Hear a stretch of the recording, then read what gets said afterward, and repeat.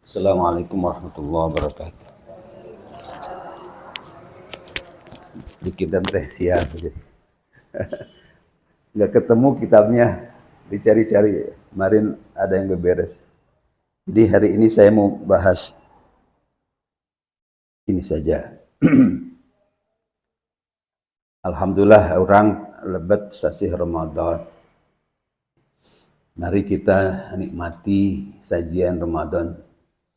Bulan penuh berkah, bulan yang waktu-waktunya mustajabah. Makanya tadi saya izin berdoa dulu untuk orang tua, untuk anak-anak, untuk semua. Bulan yang di dalamnya banyak peristiwa indah dalam sejarah. Oleh karena itu, kita harus mengisi Ramadan dengan baik. Ramadan itu bulan pahala.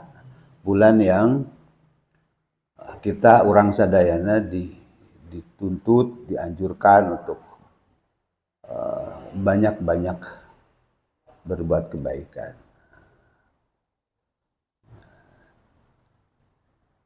Bentuk-bentuk kebaikan di dalam Islam banyak. Ada yang mahdoh, ada ghairu mahdoh. Ada ibadah yang sudah ditentukan bentuk, cara, nama, dan seterusnya. Ada yang ghairu mahdoh. Ada amal-amal yang populer. Saya ingin menjelaskan, mungkin Bapak Ibu sudah tahu, tapi saya ingin mengulang kembali.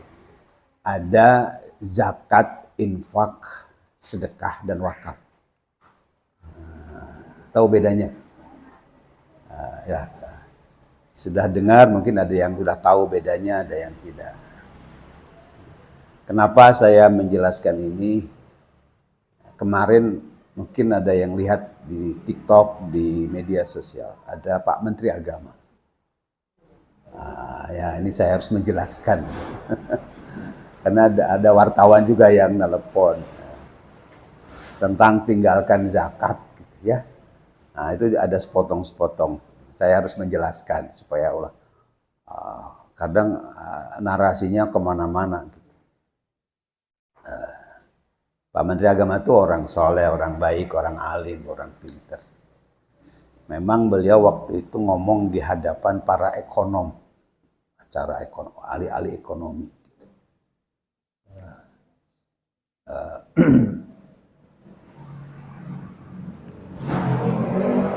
Baik, saya urai satu-satu. Zakat, apa itu zakat?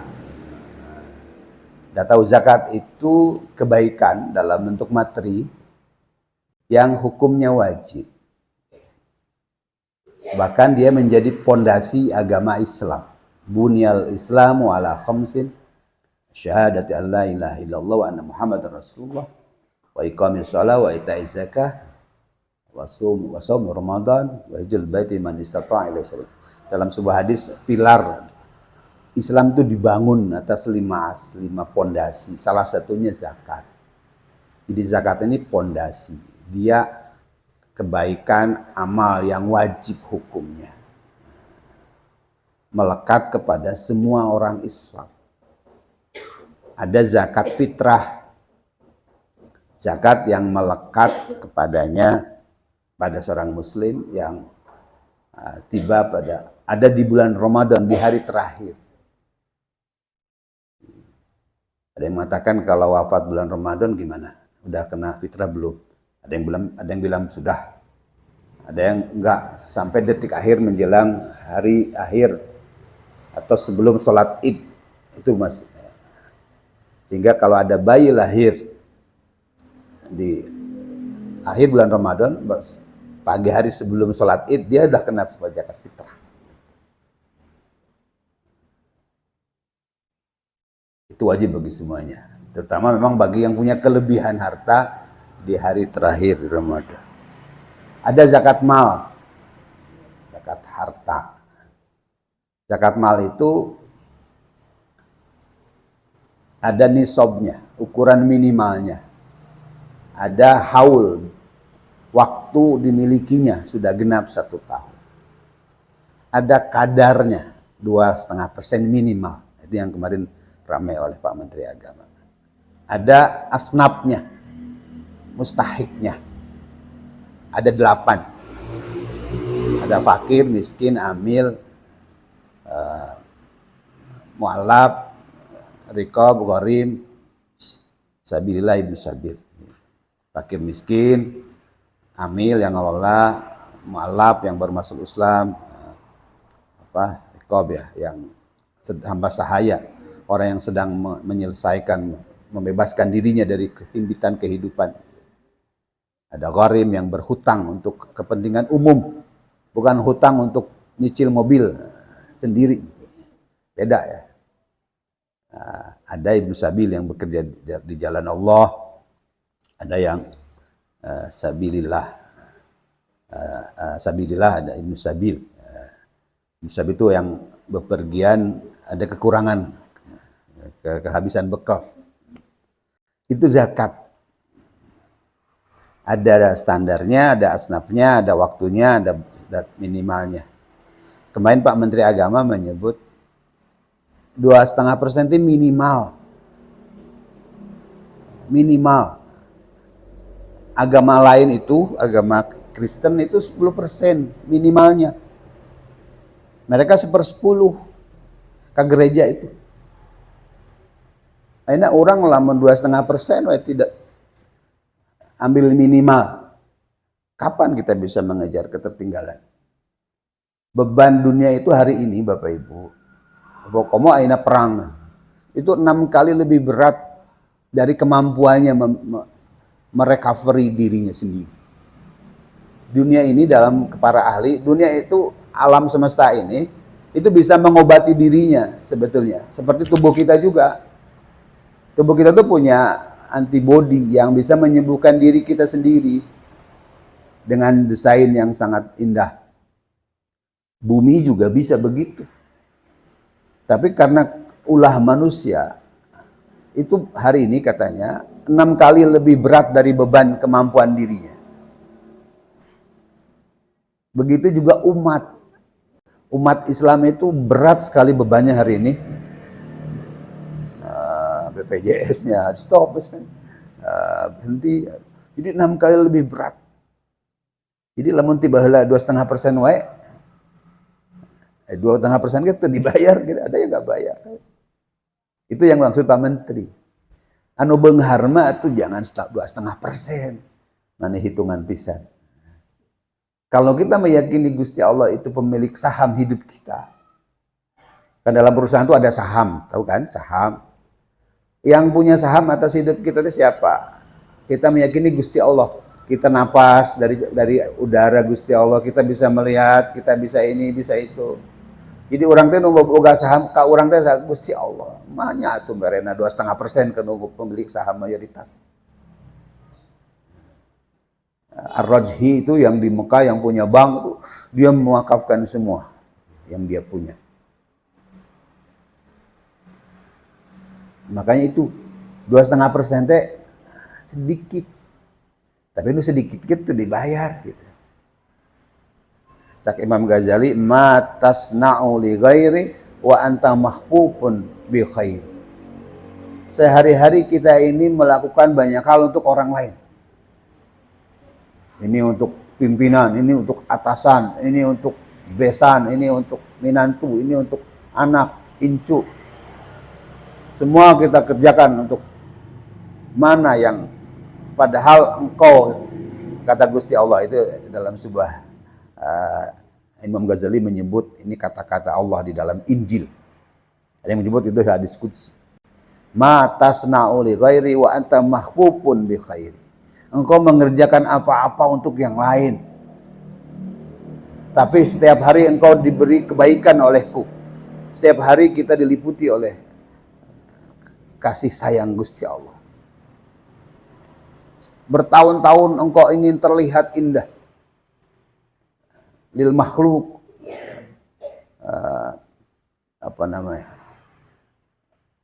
Kita ingin terlihat cantik, baik, soleh di hadapan makhluk. Kapan kita ingin terlihat indah di hadapan Allah? Barang sesaat saja. Itu kaitan dengan tadi zakat. Mudah-mudahan orang tiasa istiqomah zakat. Kita berhitung, kita keluarkan zakat. Paham ya? Nanti penjelasan detailnya nanti di kitab fikih Pak Ibnu ya. Yang kedua, infak.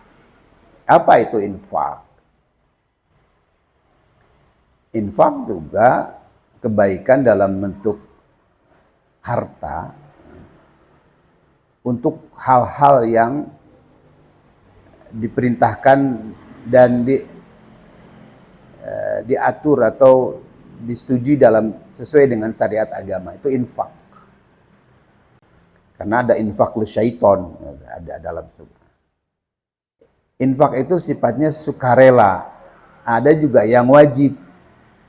Ada infak wajib. Infak apa? Infak nafakihi, menafkahi keluarga. Itu wajib, infak wajib. Yang lainnya sunnah. Infak itu untuk sesuatu yang diridhoi oleh Allah. Karena kalau yang tidak diridhoi namanya infak lisyayatin, patungan untuk beli miras misalnya. Infak yang lain sifatnya sukarela. Ada yang wajib seperti nafkah rumah tangga misalnya gitu. Infak kalau SPP itu sesuai kemampuan, itu wajib sebetulnya. Tapi ada yang sifatnya sukarela. Infak itu tidak ada standarnya, mau berapa terserah.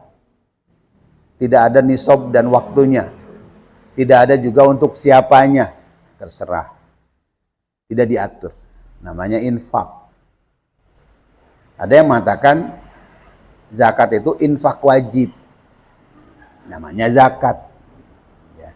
Kalau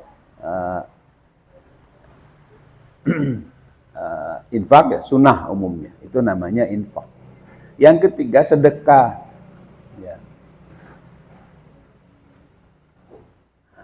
Sedekah sama segera itu kebaikan, pemberian sukarela karena Allah, sedekah. Kalau sedekah bisa harta, materi, bisa non harta.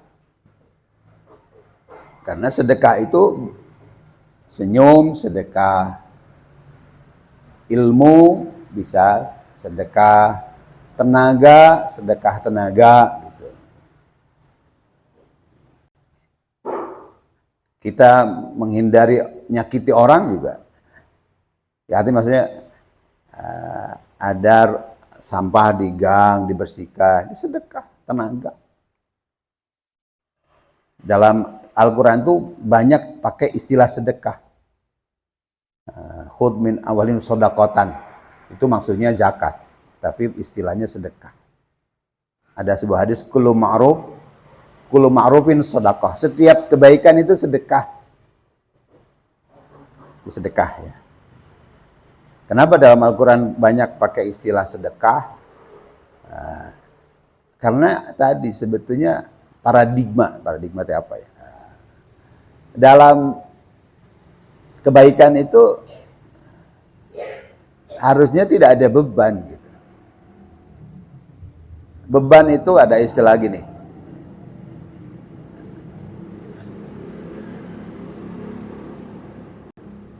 Ketika kita memberikan, kita sedang melepaskan beban. Ketika tangan kita memberi, pada saat itu kita sedang menerima. Ada. Harta itu disimpan di tangan, bukan di hati. Duit harta itu jangan di dalam hati nyimpennya. Di tangan saja. Lamun lengit, jangan di hati, jadi stres gitu. Jadi cukup harta itu di tangan saja. Jangan disimpan di dalam hati. Dulu Rasulullah Muhammad SAW bulan Ramadan itu semuanya dibagikan. Rasulullah di bulan Ramadan dalam sebuah keterangan tidak ada yang berhenti di beliau, harta rezeki itu mengalir langsung pindah lagi ke orang. Bahkan satu ketika ada Sahabat yang datang, Rasulullah udah habis misalnya. Udah habis duitnya, hartanya. Apa yang Rasul katakan? Kamu ambil ke warung, nanti saya yang bayar. Itu Rasulullah ngutang ke dalam sebuah cerita. Rasulullah ngutang untuk yang lain gitu.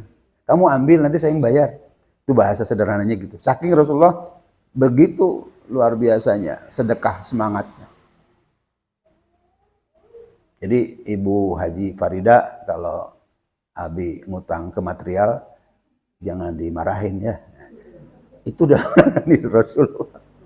Kita bayar, tenang saja. Nggak usah tahu berapa kasbon saya ke Beben, ke Saluyu. Yang tahu saya saja. Jadi tadi sekali. Jadi Rasulullah begitu. Tidak ada yang berhenti, langsung bagikan. Bahkan tadi dalam sebuah riwayat dalam kitab itu, Mau'izatul Mu'minin, Rasulullah nggak ada, tiba-tiba ada yang datang. Abdi teh acan kebagian, aduh kumahanya atau saya nyandak weh kayak abdi numayat. Nah, itu Rasulullah itu. Tidak takut miskin. Tapi tentu beliau juga ngukur ya. Ulah sok nyandak, kamu ambil mobil, saya ambil mobil, saya yang bayar. Tidak bayar. Baik, itu sedekah ya. Paham ya? Zakat, infak, sedekah. Sedekah itu bisa dilakukan oleh siapa saja. Orang yang nggak punya duit juga bisa sedekah.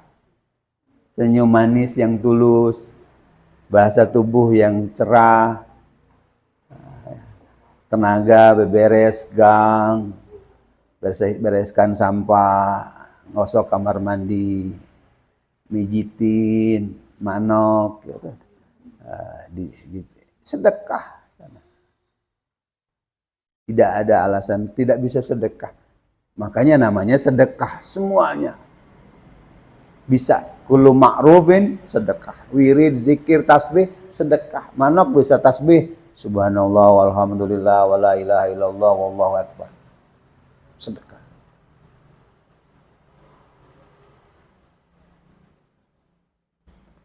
Sedekah itu ekspresi cinta.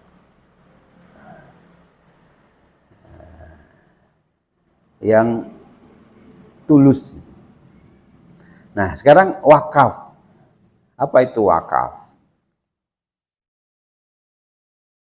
Wakaf itu manifestasi dari cinta kepada Allah. Dalam bentuk memisahkan harta yang dimilikinya, bahkan harta yang dicintainya. Karena dasarnya itu Al-Quran. Ada ayat A'udzubillahi minasyaitonir rajim. Lan tanul birra hatta tunfiqu mimma tuhibbun wa ma tunfiqu min syai'in fa innallaha bihi alim. Al-Furqan 92. Lan tanal birra, mual tidak akan. Itu lan itu enggak mungkin maknanya. Ditamanni. Tidak mungkin meraih kebahagiaan sejati. Lantanul birra, tidak akan meraih kebahagiaan sejati hatta, sehingga tunfiku mimma tuhibbun, sehingga menafkahkan. Tunfiku di situ maknanya menafkahkan, tapi dalam konteks wakaf. Mimma tuhibbun, karena asbabun nuzulnya. Para sahabat mendengar ayat itu datang ke Nabi semua, datang ke Nabi. Yang populer itu sahabat Umar. Sahabat Umar itu punya tanah namanya di Khaybar. Dari Madinah ke arah utara. Masih ada. Tanah Khaybar itu tanah yang subur. Bahkan sahabat Umar saya belum pernah begitu cintanya pada harta ini. Dulu biasanya biasa-biasa saja. Saya begitu biasa saja. Ini kok lain gitu. Dalam bahasanya belum pernah hati begitu suka pada tanah ini.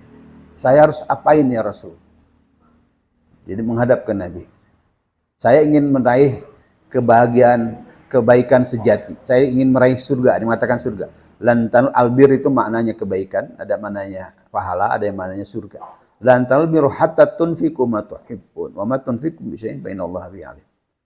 Lalu Rasulullah tuh masih mengkonfirmasi kepada Umar, in syi'ta habasta aslaha wa tasaddaqta. Kalau kamu sungguh-sungguh ngetes keseriusan sahabat Umar, tahan pokoknya, bagikan hasilnya. Itulah akhirnya wakaf. Al-waqfu ay al-habsu, menahan. Menahan itu maksudnya apa? Dalam konteks hadis itu la yuba'u wa la yuhabu wa la yurasu. Tidak dijual, tidak dihibahkan, tidak diwariskan. Karena tanahnya sudah dilepaskan menjadi milik Allah. Fatasaddaqa Umar, maka Umar mengelolanya. Maka menurut hadis ini para ulama menyebut orang tuh boleh berwakaf ngelola sendiri. Jadi kan ada yang serahkan ke nazir namanya. Enggak, kalau dikelola sendiri boleh. Bahkan di situ dulu ada sahabat Abu Talhah, sahabat yang lain. Dia membagikan kepada fakir miskin sabilillah. Nabi nanya, untuk keluargamu mana? Enggak. Ada yang untuk keluargamu. Maka Umar mah fakir miskin al-qurba kepada kerabatnya, Ibnu Sabi, bahkan para tamu dalam konteks hadis itu.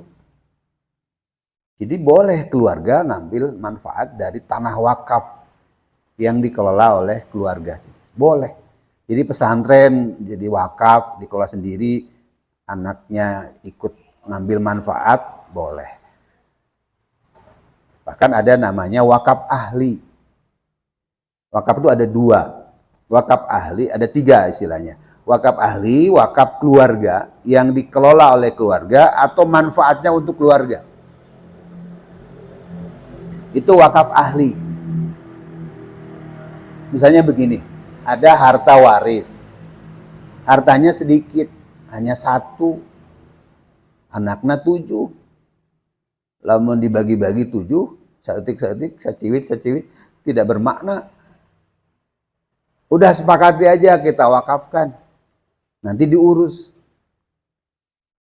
Bentuknya apa misalnya? Jadi kos-kosan. Nanti hasil kos-kosan dibagi. Itu menjadi terminal bersama. Pemersatu, orang tua dapat pahala mengalir dari jariahnya, anak-anak dapat manfaat, namanya wakaf ahli. Wakaf yang dikelola sendiri atau dikelola orang lain, manfaatnya untuk anak cucu. Saya udah ngomporin mertua. Nah, kalau di keluarga saya sudah jadi yayasan, jadi sekolah. Orang tua, mertua juga ada. Ada ruko. Ruko itu wakafkan saja, nanti diberi catatan hasil sewanya untuk incu yang mesantren. Kalau nggak mesantren nggak dapat, nah, biar incunya mesantren. Kan sekarang anak-anak ada yang nggak mau mesantren.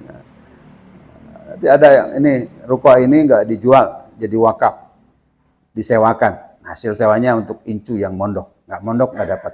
Nah, itu cara orang tua mendesain keluarga.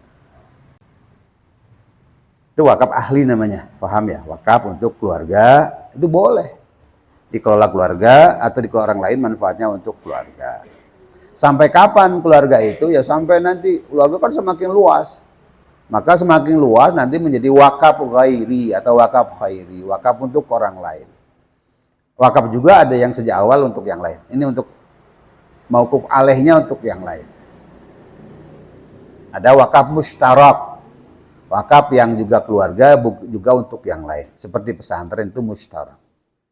Untuk keluarganya boleh ngambil dari situ, anak incu yang mondok, yang sekolah di situ gratis. Itu di Cipasung, anak incu yang sekolah nggak ditarik SPP. Nah, gitu. Itu namanya mustarak, untuk keluarga dan yang lain. Itu wakaf. Wakaf itu manifestasi cinta kita kepada Allah dengan menggugurkan cinta kepada harta. Karena harta yang dicintainya Iya, tidak lagi kita punya kewenangan mutlak atas harta itu karena sudah jadi wakaf. Kita punya incu, punya anak, tapi nggak bisa diwariskan karena sudah la yurasu. Tapi boleh ambil manfaatnya. Itu ya.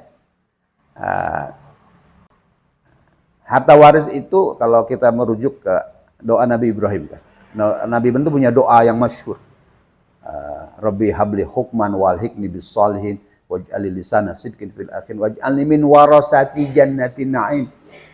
Asy-Syu'ara itu 84 dan seterusnya. 83 seterusnya. Salah satu doa Nabi Ibrahim apa? Ya Allah, jadikan aku pewaris surga. Kenapa istilahnya diwaris surga itu? Waris itu sesuatu yang kita tidak punya peran. Harta waris itu harta yang anak-anak nggak beli, yang beli orang tua. Namanya harta waris. Surga itu yang punya Gusti Allah. Gusti Allah memberi kita masuk surga bukan karena amal kita. Kita nggak cukup amal kita itu. Karena kebaikan Gusti Allah.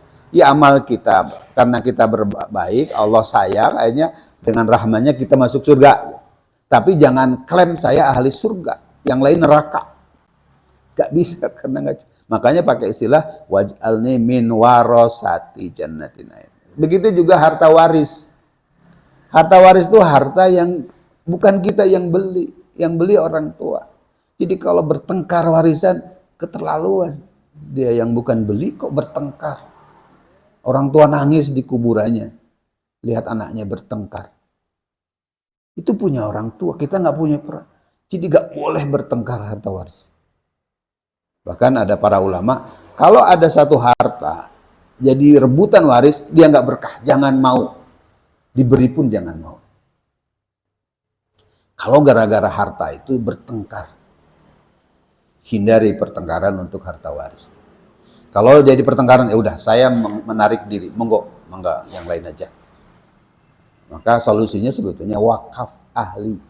Jadi terminal bersama, manfaat bersama, pahala mengalir orang tua, anak cucu terus bisa menikmati. Tidak ada yang bisa menjual karena harta waris gak boleh dijual. La yuba'u, tidak boleh diberikan ke negara. La yuhabu, tidak boleh dihibahkan. Itu wakaf. Wakaf itu abadi. Ta'bidul asli, tasbilul manfaat. Pokoknya abadi, manfaatnya tasbil, mengalir. Maka disebut jariyah. Jariyah itu mengalir terus. Dia pahalanya mengalir meskipun orangnya sudah tidak ada. Itu beberapa bentuk amal kebaikan yang populer dan dalam Islam. Zakat, infak, sedekah, wakaf. Hibah bentuk infak juga. Apa bedanya hibah dengan wakaf? Ya. Hibah itu hadiah. Hadiah karena prestasi, karena sayang, karena apa dihibah. Itu tatawu, itu sunnah. Dan kalau hibah itu yang diberi hibah boleh jual. Kalau wakaf nggak boleh dijual. Ada juga apalagi wasiat. Wasiat itu amanat yang harus dilakukan oleh anak cucu. Wasiat. Gitu. Maka saya kalau jamaah mau berangkat umroh tulis wasiat. Pesan-pesan ke anak cucu itu wasiat. Ada wasiat wajibah, wasiat yang wajib ditunaikan. Karena tugas anak-anak itu melaksanakan wasiat orang tua. Tapi wasiat nggak boleh melebihi 1/3 dalam aturan. Jadi misalnya orang tua mau tiba-tiba kita nemukan nih wasiat orang tua. Ini rumah berikan ya ke NU misalnya atau ke Muhammadiyah atau ke Kiai siapa gitu. Loh, Rumahnya mau sakit diwasiat, nggak, itu bisa gugur kata Nabi. Dalam undang-undang juga. Yang boleh itu maksimal sepertiga, karena anak cucu masih harus dipertimbangkan. Wal yakhshal ladzina law taraku min khalfihim dzurriyyatan di'afan. Itu Al-Qur'an, An-Nisa kalau nggak salah. Kamu harus takut meninggalkan anak cucu yang lemah. Harus takut tuh maknanya kalau anak cucunya lemah doraka. Jadi kalau anak 4 harus siapkan rumah 4. Bisa ente? Tapi jangan takut. Wa ma min dabatin fil ardi illa 'ala Allah rizquha gitu. Jadi dulu kan anaknya banyak, ini apa namanya? Banyak anak banyak rezeki ya, itu di kita. Jadi saya sedang meyakinkan anak minantu di Turki. Ayo punya anak. Dia mau nabung dulu, punya rumah dulu, punya mobil dulu. Itu ya, di orang zaman sekarang sudah mikirnya sangat percaya ke Gusti Allah. Dulu banyak anak banyak rezeki. Karena di sana di barat itu setelah nikah nggak diurus lagi. Bahkan anak ngasih ke orang tua itu aneh gitu. Kalau udah gede, orang tua ngasih ke anak juga aneh. Di Eropa begitu.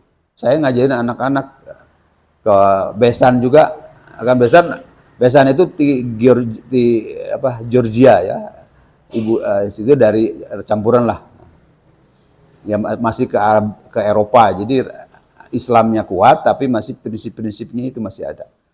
Makanya saya tetap ngasih anak minantu dikasih oleh-oleh gitu. Jadi jangan mikir kudu boga ieu heula, buka ieu heula, kayak anak tinggalnya di mana. Bener. Saya kan cerita ke anak saya ayah itu dulu punya rumah anak ketiga. Fakih itu lahir di rumah kontrakan sama Haji. Dia merasa saya nggak mau kayak gitu. Tapi sekarang kamu punya saya, sok lahiran bawa ke sini, incu saya urus gitu. Karena tugas laki-laki itu ada tilu, kata orang Cina. Dulu saya ketemu orang Cina di Batam, di bandara Batam.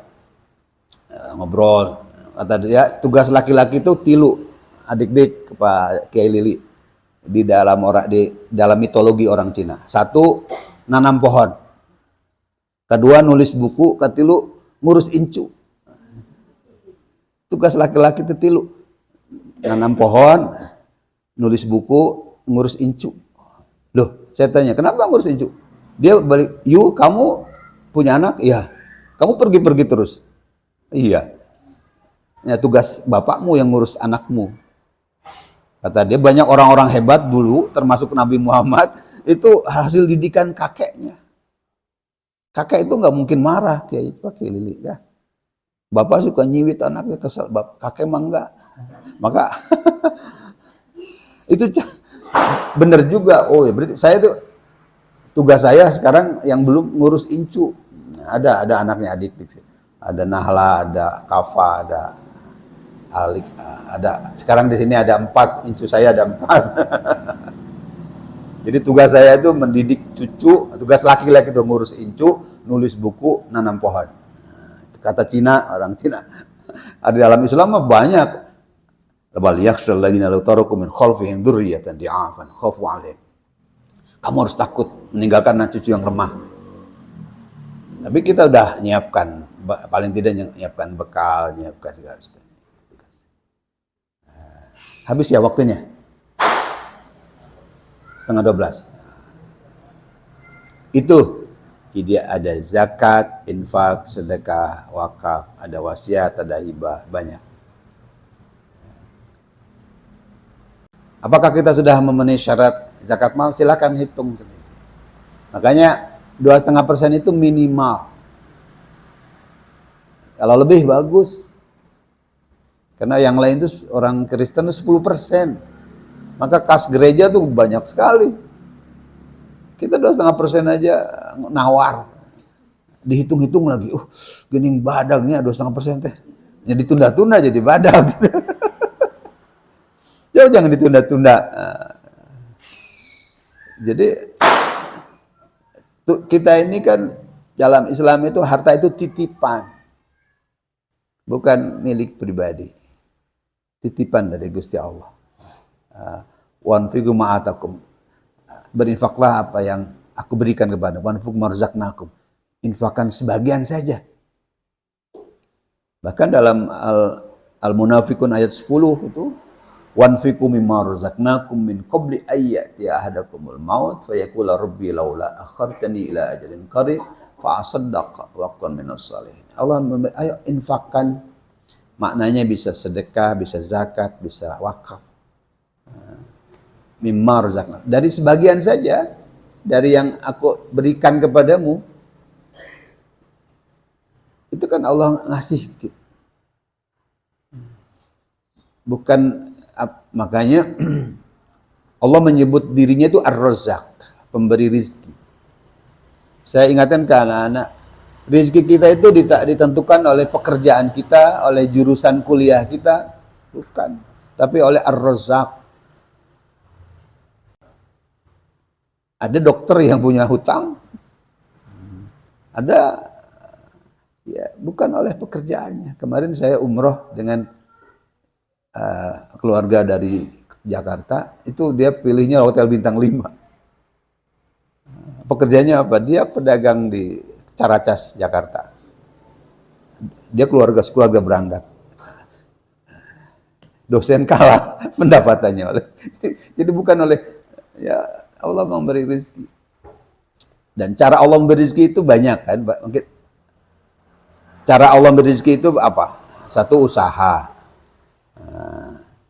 Fantasyiru fil ardi wabtaghu min fadlillah. Wa idza qudiyatis shalat fanshiru fil ardi wabtaghu min fadlillah wa kullu katsiran 'alakum. Bertebaran, usaha. Itu cara Allah memberi rezeki, dengan usaha. Usaha beda-beda. Inna sa'yakum lasyatta, kata Allah. Allah tahu pekerjaanmu beda-beda. Itu dalam al-lail. Fa amman a'ta wattaqa wa saddaqa bil husna fasanu yasrul yusra. Siapa yang beriman, bertakwa dan berbagi, tidak koret, Allah memberi kemudahan. Wa amman bakhila wastagna wa kadzdzaba bil husna fasanu yasrul usra. Siapa yang enggak percaya, bakhil, tidak bertakwa, maka cara Allah memberi rezeki itu satu, usaha, kedua, takwa. Wa may yattaqillaha yaj'al lahu makhraja wa yarzuqhu min haitsu la yahtasib. Apalagi? Cara Allah memberi rezeki dengan istighfar. Man lazimal istighfar. Allah memberi rezeki dari arah-arah yang tidak diduga-duga. Istighfar. Sedekah. Sedekah itu tidak mengurangi, tapi menambah. Apalagi? Silaturahmi. Man ayyab satarahu fi rizkihi wa yansa'ulahu fi asari fal yasir rahimahu.